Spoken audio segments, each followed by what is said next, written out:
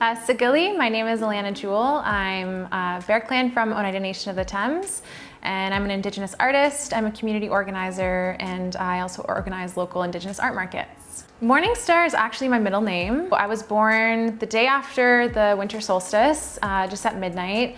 And when I was born, my grandmother went outside and she saw a really bright star in the winter sky and thought of the name Morningstar. And so we got it translated into the Oneida language, which is translated to as Teichi Otsi Stokwa.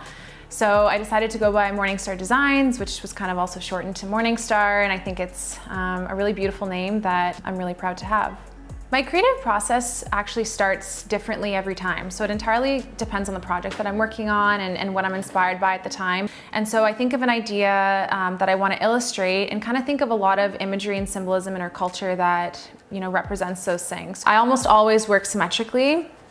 So it's sort of like when I'm sketching, I kind of, create this puzzle piece of different elements that I want to portray and to sort of tell a story. And so when people are looking at it, there's more than, just animals, but it's also animals that are specifically connected to these native plants or vice versa. So when you look at a bear, for instance, I would often have strawberries and I would often have water and I would often have, the moon. And so when people are looking at it, they can really feel that connection.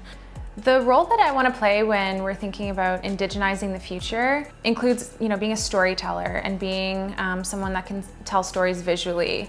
And so when I think about the future, I think about, young Indigenous people, thinking that they're creative and thinking that they have a calling towards something and that, I'm hopefully inspiring that, encouraging them to just, take that path. It means a lot to Indigenous youth growing up because I didn't have that when I was growing up. I didn't see Indigenous art, I didn't see Indigenous culture anywhere. And I think having that and creating those spaces can really help, especially youth.